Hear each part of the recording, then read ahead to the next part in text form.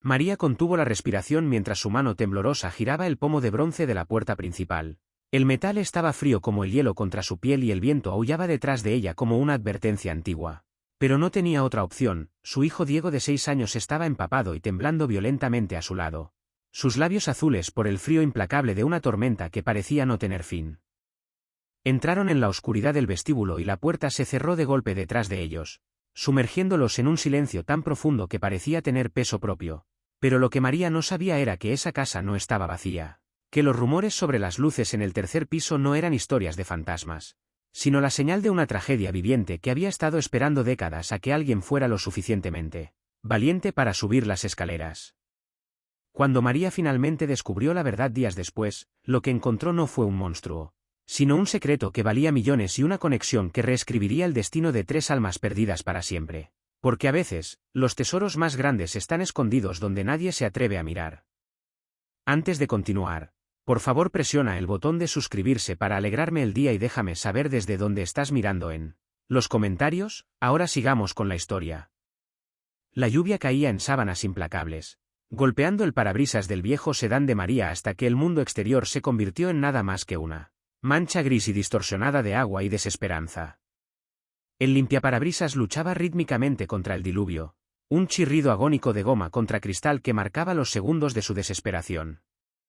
El motor del coche tosió una última vez, un sonido áspero y metálico que resonó como una sentencia de muerte en el camino de tierra desierto, y luego se quedó en silencio, dejando solo el repiqueteo furioso de la lluvia sobre el techo de metal. María golpeó el volante con las palmas de las manos, no con ira, sino con una derrota agotadora que se había estado acumulando en sus huesos durante meses, una fatiga que iba más allá del cansancio físico y se alojaba en el alma. Había sido un año de pérdidas continuas, una tras otra, como fichas de dominó cayendo en una secuencia cruel diseñada para despojarla de todo lo que una vez había llamado seguridad, dejándola expuesta a los elementos en todos los sentidos posibles. Primero fue el cierre de la fábrica textil en la ciudad vecina. Un evento que ocurrió sin previo aviso una mañana de martes que había comenzado como cualquier otra. Los trabajadores habían llegado listos para su turno, con sus loncheras en la mano y las historias del fin de semana en los labios, solo para encontrar las puertas cerradas con cadenas gruesas y un aviso legal pegado en el metal frío que declaraba la quiebra inmediata de la empresa.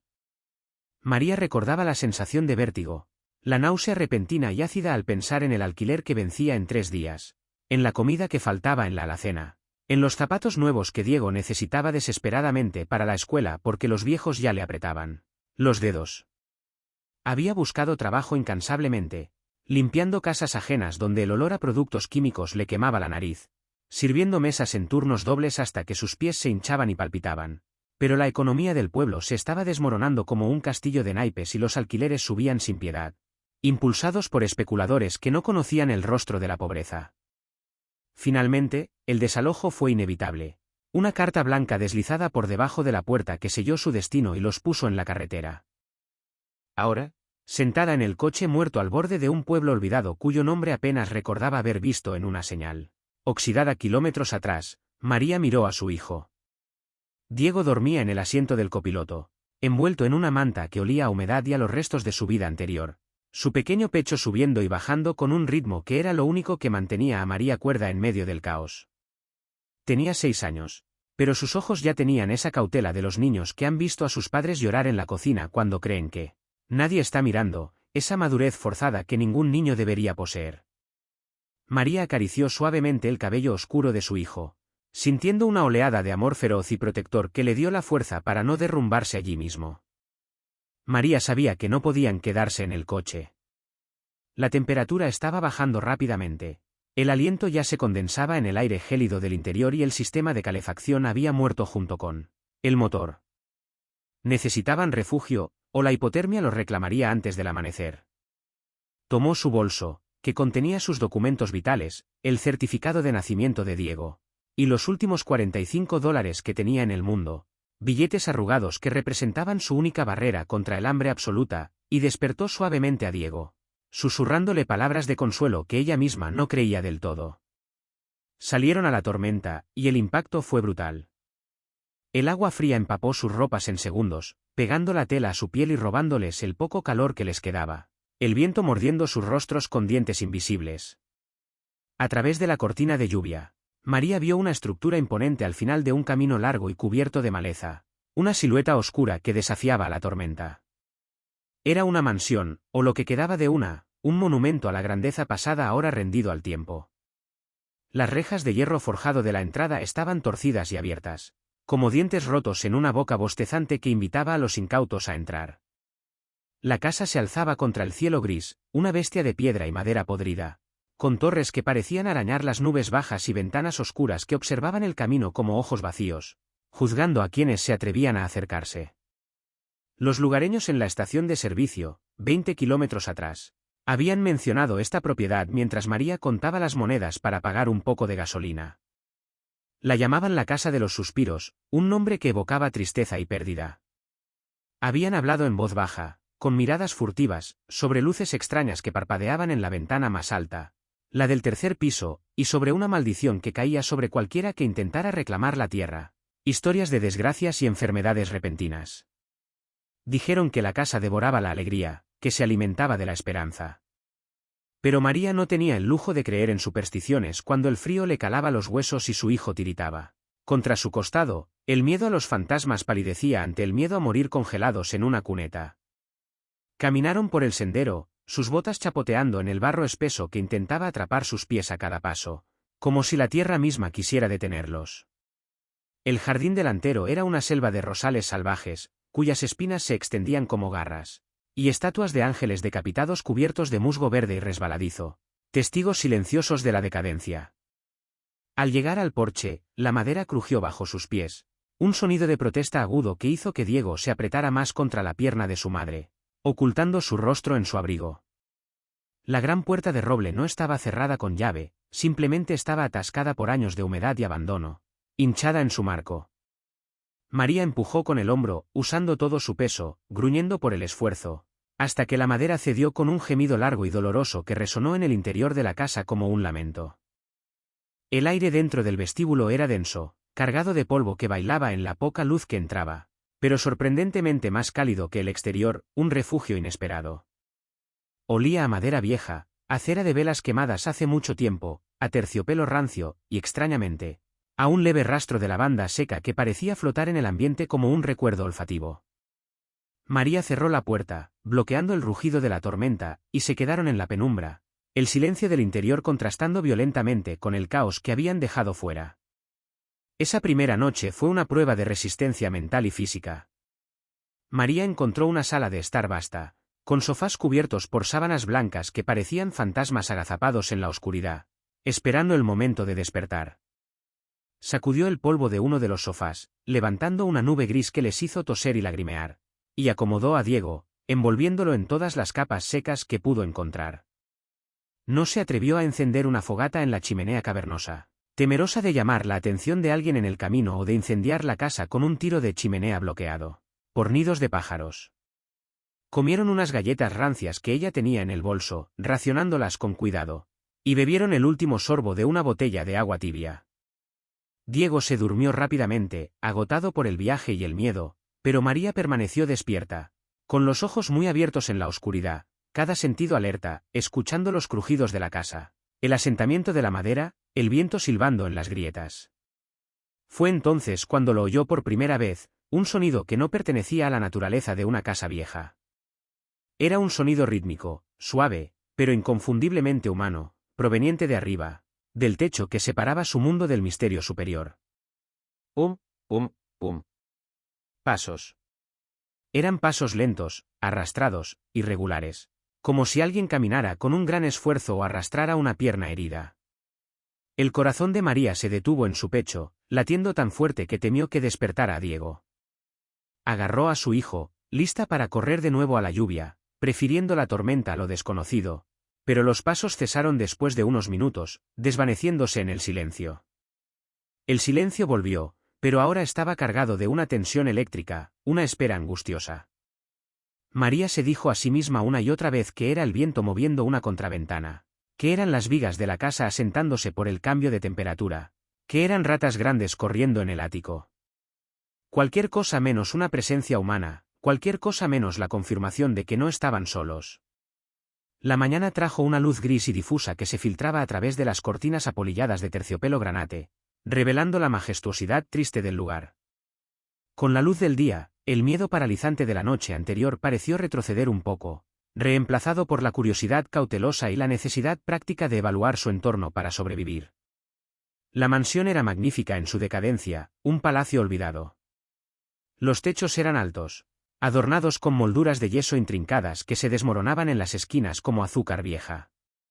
Había retratos al óleo en las paredes, rostros severos de hombres con bigotes encerados y mujeres con vestidos de encaje y miradas melancólicas, todos cubiertos por una capa de suciedad gris que opacaba sus colores.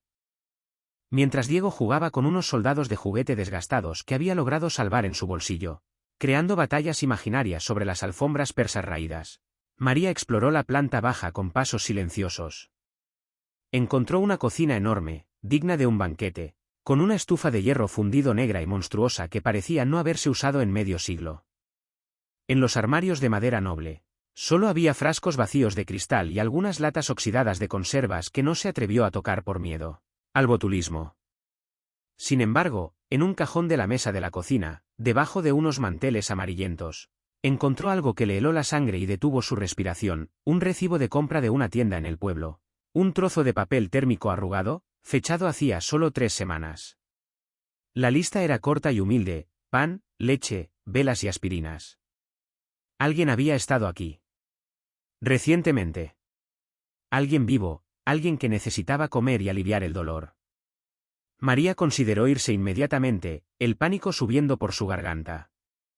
Si la casa estaba ocupada por vagabundos, drogadictos o criminales escondiéndose de la ley, ella y Diego estaban en un peligro mortal. Pero corrió a la ventana y miró hacia afuera. La lluvia no había cesado, cayendo con una persistencia bíblica, y su coche seguía muerto en el camino, un cascarón inútil. No tenían a dónde ir, ni dinero para un hotel, ni teléfono para pedir ayuda. Decidió ser cautelosa, mantener un perfil bajo, no subir las escaleras y quedarse solo hasta que la lluvia parara y pudiera pensar en un plan. Durante los siguientes 2 días, establecieron una rutina silenciosa, moviéndose como fantasmas en la casa ajena. María limpió un rincón de la cocina para que fuera habitable, barriendo años de polvo. Encontró una bomba de agua manual en el patio trasero, cubierta de enredaderas, que, milagrosamente, todavía funcionaba y les proporcionaba agua fría, con sabor a hierro, pero limpia. Diego, con la resiliencia mágica de la infancia, comenzó a ver la casa no como una prisión, sino como un castillo de aventuras, explorando las habitaciones de la planta baja y encontrando tesoros en la basura. Fue al tercer día cuando encontraron el diario, un objeto que cambiaría su comprensión del lugar. Estaba escondido debajo de un cojín de terciopelo en el salón de música, una habitación dominada por un piano de cola con las teclas amarillentas y desafinadas. El diario estaba encuadernado en cuero rojo agrietado por el tiempo. María lo abrió con reverencia, sintiendo que invadía una intimidad sagrada. Las entradas databan de 1978. La caligrafía era elegante, inclinada, escrita con pluma fuente, perteneciente a una mujer llamada Isabella. Las páginas hablaban de bailes suntuosos, de risas que llenaban los pasillos, de un jardín lleno de rosas que eran la envidia del condado y que su esposo cuidaba con devoción. Pero a medida que avanzaban las fechas, la tinta parecía volverse más oscura, el tono cambiaba drásticamente. Hablaba de la soledad que se instalaba como niebla, de hijos que crecieron y se fueron a la ciudad persiguiendo ambiciones y dinero, prometiendo visitas que nunca se materializaron, cartas que llegaban cada vez con menos frecuencia. La última entrada, fechada en 1982, era desgarradora, las palabras manchadas. Quizás por lágrimas, el silencio en esta casa es más fuerte que cualquier grito. Esteban se pasa los días mirando por la ventana del tercer piso, esperando un coche que nunca llega. Me temo que el dolor lo está consumiendo más rápido que la edad, y cuando yo me vaya, él se convertirá en parte de esta casa, otra sombra más. María cerró el diario, sintiendo un nudo en la garganta y una conexión inesperada con esa mujer desconocida. Esa noche, los ruidos volvieron con más intensidad. Esta vez, no fueron solo pasos arrastrados. Fue un tarareo. Una voz grave, rota, temblorosa, tarareando una melodía antigua. Una canción de cuna que María reconoció vagamente de su propia infancia. Una melodía que su abuela solía cantar para espantar las pesadillas. Diego se sentó en el sofá improvisado, frotándose los ojos con sus puños pequeños. Mamá, susurró, señalando con su dedo índice hacia el techo oscuro. Alguien está triste allá arriba. María sintió un escalofrío recorrer su espalda. Es solo el viento, mi amor, jugando con las tejas. No, insistió Diego con la certeza absoluta y desconcertante de los niños, mirándola a los ojos. Es un abuelo. Está llorando sin lágrimas, mamá. Lo siento en mi corazón. La valentía y la empatía de su hijo avergonzaron el miedo instintivo de María. Si había alguien ahí arriba, alguien sufriendo lo suficiente para que un niño lo sintiera a través de las tablas del suelo, ¿podía ella realmente ignorarlo mientras se refugiaba bajo su techo, comiendo sus galletas y bebiendo su agua? ¿Y si ese alguien era peligroso, no era mejor saberlo ahora y enfrentarlo? A la mañana siguiente, con el sol finalmente rompiendo las nubes y enviando rayos de luz polvorienta a través de las ventanas, María tomó una decisión. Dejó a Diego jugando en el jardín delantero, donde podía verlo claramente desde la ventana del rellano, y se dirigió a la escalera principal. Los escalones de madera crujían bajo sus pies como advertencias, cada paso un desafío al silencio de la casa. Subió al segundo piso, que estaba lleno de habitaciones vacías con muebles cubiertos que parecían observarla. Continuó hacia el rellano más estrecho que llevaba al tercer piso, el corazón latiéndole en la garganta. Aquí, el aire cambió perceptiblemente. Ya no olía a humedad y tierra, sino a medicina antigua, mentol, alcanfor y papel viejo descomponiéndose. Había una puerta de madera oscura al final del pasillo, cerrada. Debajo de la puerta, se veía una tenue línea de luz amarilla, aunque era de día. María se acercó, sus manos sudando, su respiración superficial. Levantó la mano y golpeó suavemente la madera. 3 golpes. Toc, toc, toc. El tarareo al otro lado cesó abruptamente, cortado como un hilo. Se oyó el arrastrar penoso de una silla, luego pasos lentos, pesados, acercándose. La perilla de bronce giró lentamente. La puerta se abrió con un chirrido agudo, revelando una habitación que parecía congelada en el tiempo, una cápsula de una era pasada. Había estanterías llenas de libros encuadernados en piel desde el suelo hasta el techo, una cama con dosel de madera tallada y una gran ventana que daba al valle verde. Y allí, de pie, apoyado pesadamente en un bastón de madera tallada con cabeza de león, estaba él. No era un fantasma, ni un monstruo. Era un hombre. Un anciano, increíblemente delgado, con piel translúcida que parecía papel pergamino estirado sobre huesos frágiles, venas azules visibles en sus sienes. Llevaba un traje de lana que alguna vez debió ser elegante y costoso pero que ahora le quedaba grande, colgando de sus hombros huesudos como ropa prestada. Su cabello blanco estaba despeinado, largo sobre el cuello, y sus ojos, de un azul pálido y acuoso, se abrieron con sorpresa y vulnerabilidad al verla. Don Esteban parpadeó, confundido, como si no pudiera creer lo que tenía delante, como si su mente le estuviera jugando una mala pasada. Isabella, graznó, su voz oxidada por el desuso, llena de una esperanza dolorosa. María sintió una punzada de pena. Negó con la cabeza suavemente, bajando las manos para mostrar que no era una amenaza. No, señor. No soy Isabella. Me llamo María. Y siento mucho haber entrado en su casa sin permiso, no teníamos a dónde ir. El anciano se tambaleó ligeramente, mareado, y María dio un paso adelante instintivamente para sostenerlo, pero él levantó una mano temblorosa y manchada por la edad para detenerla. La miró con una mezcla de confusión, miedo y sospecha, sus ojos escaneando su rostro. ¿Quién eres? ¿Te enviaron mis hijos? ¿Es Roberto? Diles que no voy a firmar nada. No me iré a esa residencia, prefiero morir aquí. No conozco a sus hijos, señor, se lo juro, dijo María con suavidad, manteniendo la voz calmada. Mi coche se averió en la tormenta hace 3 días. Tenía a mi hijo conmigo, hacía mucho frío, llovía a cántaros, solo buscábamos refugio para no morir de frío. Nos iremos ahora mismo si usted lo desea, no queremos molestar. Don Esteban la miró fijamente, evaluando la verdad en sus ojos oscuros, buscando el engaño que estaba acostumbrado a encontrar. Luego, su mirada se desvió hacia la ventana, hacia el jardín donde Diego estaba persiguiendo una mariposa imaginaria entre las malas hierbas, Su risa inaudible a través del cristal pero visible en sus movimientos. La expresión del anciano se suavizó, una grieta profunda apareciendo en su armadura de soledad y amargura. «Un niño», murmuró, su voz temblando. «Hace años que no se ve un niño en esta casa. Hace años que este jardín no ve juegos».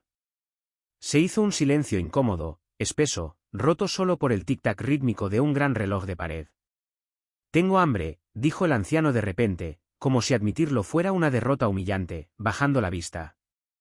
«Y mis manos, la artritis, ya no puedo sostener bien la cuchara para cocinar, ni abrir las latas». María vio la pequeña estufa de gas portátil en la esquina de la habitación, con una lata de sopa abierta irregularmente y fría a medio comer, una imagen de abandono total. Vio la soledad aplastante en cada rincón de esa habitación, la única habitada en toda la mansión, llena de polvo y sombras. Entendió entonces que los fantasmas y las luces no eran más que un anciano orgulloso intentando sobrevivir en un mundo que lo había olvidado y desechado. «Yo puedo cocinar», ofreció María, dando un paso más. «Soy buena haciendo sopa de nada, señor, mi madre me enseñó a estirar los ingredientes. Si usted nos permite quedarnos unos días más hasta que pueda conseguir el dinero para arreglar mi coche, yo me encargaré de sus comidas, de su limpieza, de lo que necesite». Don Esteban la miró de nuevo, y por un momento, María vio un destello de la autoridad y la inteligencia que este hombre debió tener en su juventud. Asintió lentamente, una sola vez, un gesto de aceptación. «La cocina de abajo tiene mejores ollas, de cobre. Úsalas. Y hay especias en la despensa, si los ratones no se las han comido». Así comenzó una convivencia extraña y silenciosa, tejida con necesidad mutua. María bajó las escaleras con un nuevo propósito, sintiéndose útil por primera vez en meses. Limpió la cocina principal a fondo, fregando años de mugre y grasa hasta que los azulejos brillaron y se pudo ver su reflejo en ellos. Con los pocos ingredientes que tenía, un poco de arroz, y algunos vegetales que encontró creciendo salvajes y persistentes en lo que quedaba del huerto trasero, cebollas, algunas zanahorias deformes, hierbas, preparó un caldo caliente y aromático. Cuando subió con la bandeja humeante, Diego iba detrás de ella, curioso, aferrado a su falda. Don Esteban estaba sentado en su sillón de cuero desgastado junto a la ventana, mirando el atardecer. Al ver al niño, se tensó, como si temiera romperlo. Diego, sin embargo, no tenía el miedo ni los prejuicios de los adultos. Se acercó al anciano con pasos decididos y le ofreció uno de sus soldados de juguete, el que le faltaba un brazo. «Es para que te proteja de los monstruos», dijo Diego con seriedad absoluta. «Mamá dice que estás solo aquí arriba y eso da miedo». Los ojos de don Esteban se llenaron de lágrimas que brillaron pero no llegaron a caer. Tomó el soldado de plástico barato con sus dedos deformados por la artritis como si fuera una joya de valor incalculable. Un tesoro real. «Gracias, jovencito», susurró con voz quebrada. Hace mucho que no tenía un guardián. Los días se convirtieron en semanas, y la casa comenzó a transformarse. María no tenía dinero para el mecánico, y don Esteban no tenía a nadie más, así que el arreglo temporal se solidificó. Se formó un contrato tácito y sagrado entre ellos. María se convirtió en la cuidadora, el ama de llaves y la guardiana feroz de la mansión. Usó su energía incansable para devolver la vida a la casa, habitación por habitación. Abrió las ventanas que habían estado selladas por años para dejar salir el aire viciado y entrar la luz del sol sanadora. Lavó las cortinas pesadas a mano, sacudió las alfombras liberando nubes de historia, y pulió la madera de la barandilla hasta que la casa comenzó a respirar de nuevo, perdiendo su aspecto de tumba. Diego y don Esteban desarrollaron un vínculo inquebrantable y profundo. El anciano, que había sido profesor de historia y literatura en la Universidad Estatal 40 años atrás, encontró en Diego un estudiante ávido y una mente virgen lista para ser moldeada.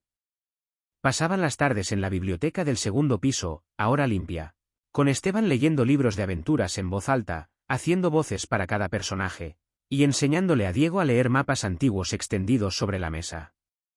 El niño aprendió sobre el Imperio Romano, sobre las revoluciones que cambiaron el mundo, sobre las constelaciones y sus mitos, todo desde el refugio de una mansión en ruinas. Esteban, a su vez, aprendió a reír de nuevo, un sonido que al principio salía oxidado y extraño, pero que pronto se volvió frecuente. «Es un chico listo, increíblemente despierto», Le dijo Esteban a María una noche mientras ella le servía té de hierbas y él miraba a Diego dormir en la alfombra frente al fuego. Tiene una mente rápida y un corazón noble. No debería estar vagando de pueblo en pueblo, María, sin escuela, sin estabilidad.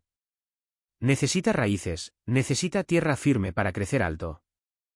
María bajó la mirada, avergonzada, sintiendo el peso de su fracaso como madre. Hago lo que puedo, don Esteban. La vida no ha sido fácil, y el mundo no es amable con nosotros. La vida nunca es fácil, hija, respondió él, mirando una foto de su esposa Isabella en la mesita de noche, tocando el marco con cariño. Pero la vida se vuelve insoportable cuando la enfrentas solo, sin una tribu. Ustedes me han devuelto algo que pensé que había perdido para siempre junto con Isabella, el propósito. Me han dado una razón para levantarme por la mañana. Sin embargo, la realidad del mundo exterior, cruel y burocrática, pronto amenazó su santuario.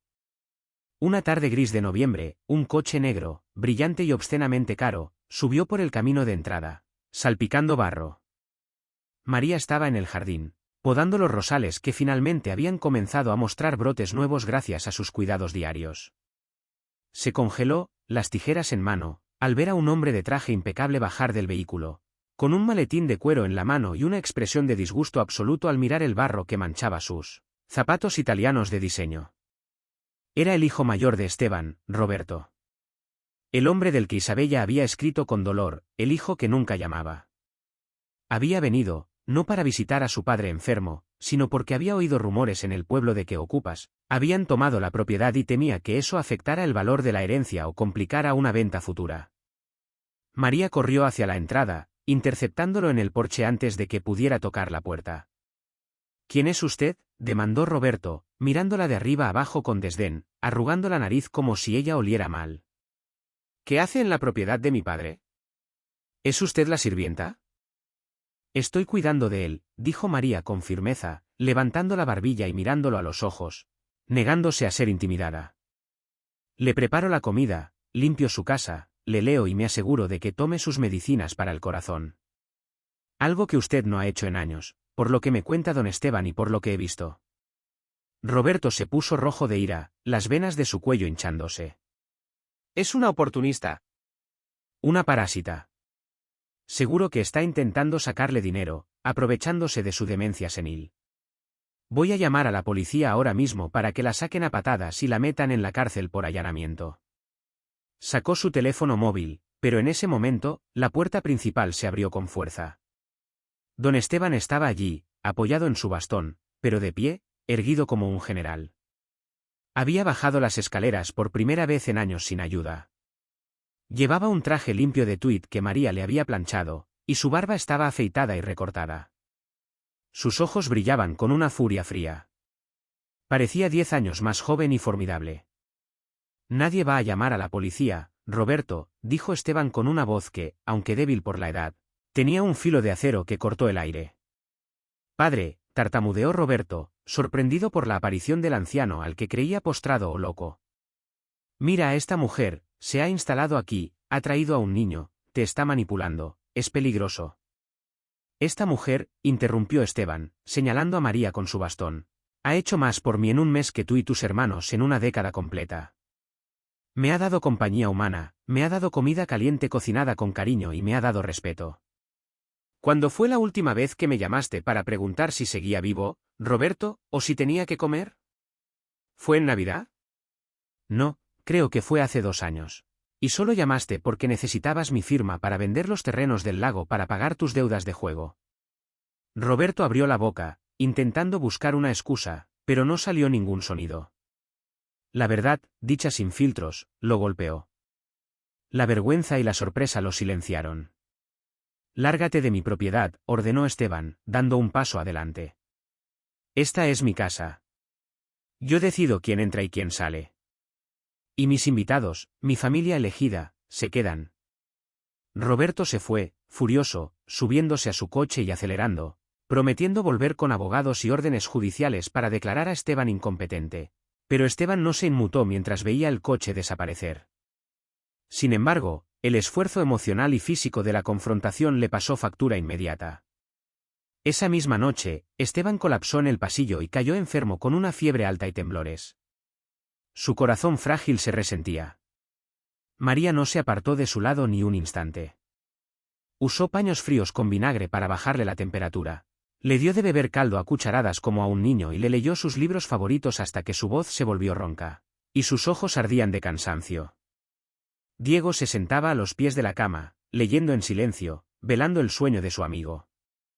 Durante 3 días y 3 noches, la sombra de la muerte rondó la habitación del tercer piso. María temía lo peor, el pánico arañando su pecho.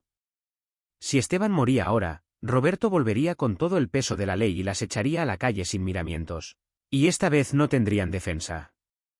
Pero su miedo principal no era por la casa ni por su futuro, se dio cuenta con sorpresa.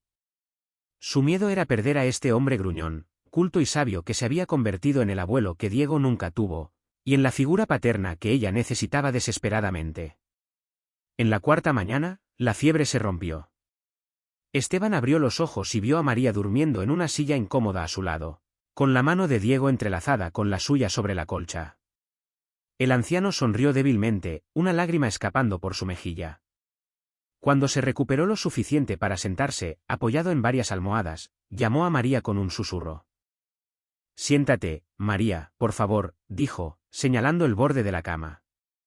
Sus manos temblaban mientras buscaba algo debajo de su almohada.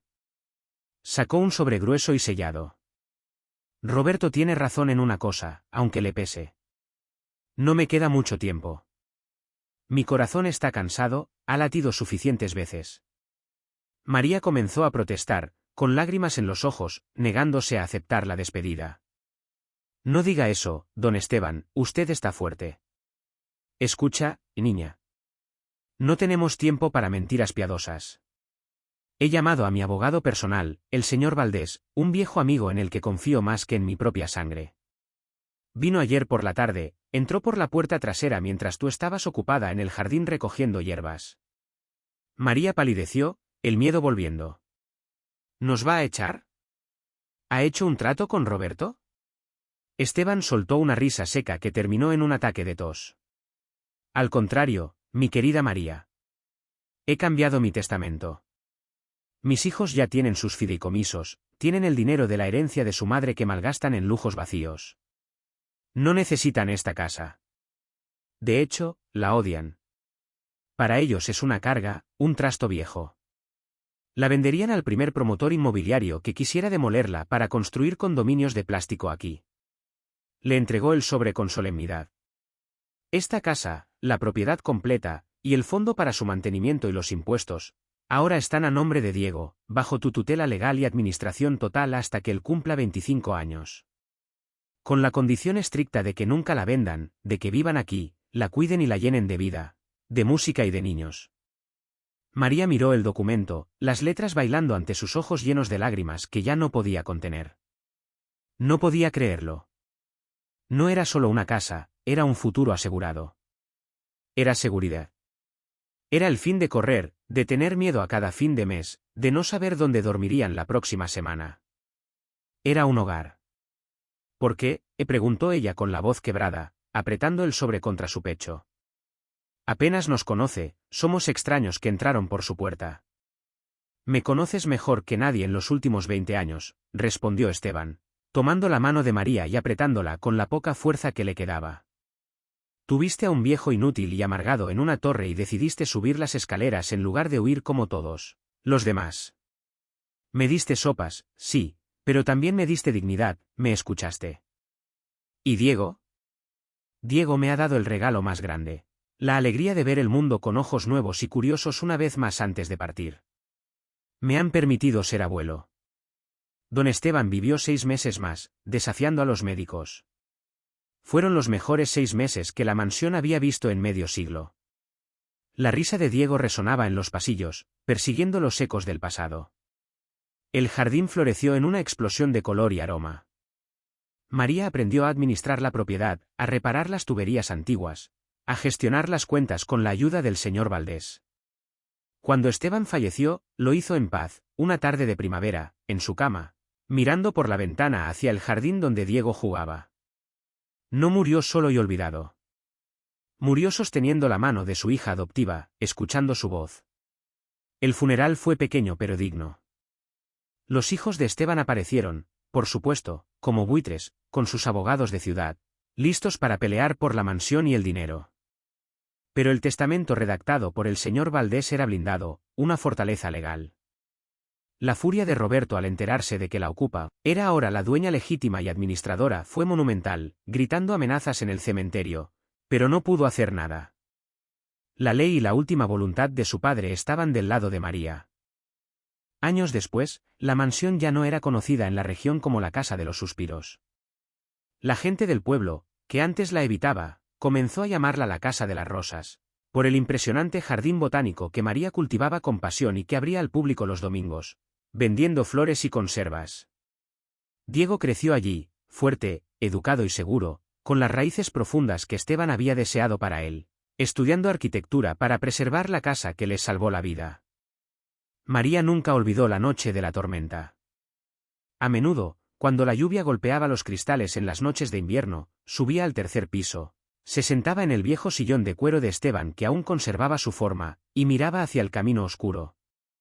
Pensaba en lo cerca que había estado de rendirse, de no entrar, de no subir esas escaleras por miedo. Pensaba en cómo la desesperación absoluta la había llevado a la puerta, pero fue la compasión, ese instinto humano de cuidar al otro, lo que la había salvado realmente.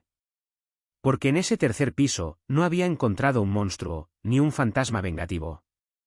Había encontrado la pieza que faltaba en su propia alma, y la familia que el destino le debía. La vida tiene formas extrañas y misteriosas de recompensar a los valientes de corazón. A veces, la ayuda no viene de los ricos, de los gobiernos o los poderosos, sino de los olvidados, de los que el mundo descarta.